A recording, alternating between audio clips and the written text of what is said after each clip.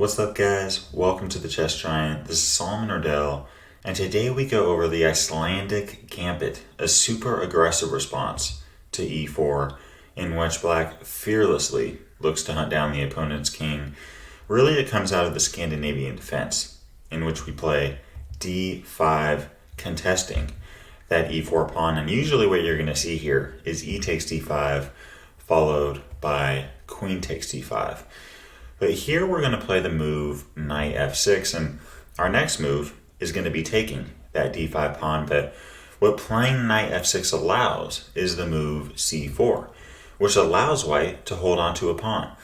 And here white is up a pawn, but we now play e6, and following d takes e6 and bishop takes e6, we now see that black has an advantage in development.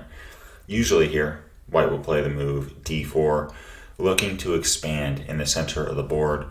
And now we play the active and aggressive move, bishop b4 check. I really like this move, developing the bishop and attacking the opponent's king on e1. And really now there's two options. The first one, with the main line, being bishop d2, and the second one being knight c3. And with knight c3, it appears, at least for a second, that white is holding things together.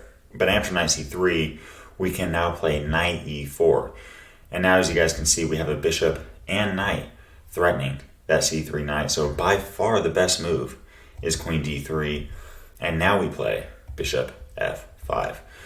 Both of our bishops, as well as the knight on e4, are very active. We have the bishop on b4, pinning the knight on c3, and the bishop on f5, eyeing that queen on d3. And I think here white should play a move like bishop d2 or a3. But if white is scared of that bishop on f5 attacking the queen on d3, and let's say white plays a move like queen f3, we can now take on d4, just leaving the bishop alone. And if queen takes f5, we now have bishop takes c3 check. Idea being, if b takes c3, we now have queen takes c3 check, and black is clearly winning this game. So the next option is bishop d2, and against bishop d2, we obviously don't play knight e4 because our bishop on b4 would hang. So now we play the move queen e7, mobilizing the queen. And really what queen e7 does is two things. First off, it defends the bishop on b4. And second off, it eyes the king on e1.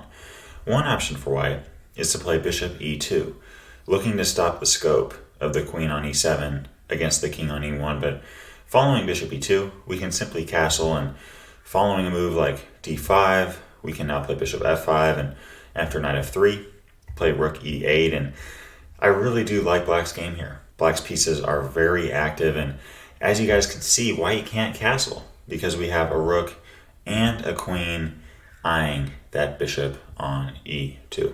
So against queen e7, the main line is to take on b4 with the bishop, and now we play queen takes b4 check, and following queen d2, we now play knight c6. Now, most of you, and well, at least for me, when I first saw this opening, I was wondering, okay, wait, why is black playing knight c6 when white can just trade down with queen takes b4? I mean, we're trying to attack the opponent's king, right? Why would we trade down? Well, following queen takes b4, we now have knight takes b4, and as you guys can see, black still has very good attacking chances. And right now, the immediate threat is playing knight c2 check, attacking the king and winning the rook. So here, white has to play knight a3, and now we can castle queenside, and following a move like d5, play bishop f5, and after bishop e2, play rook he8.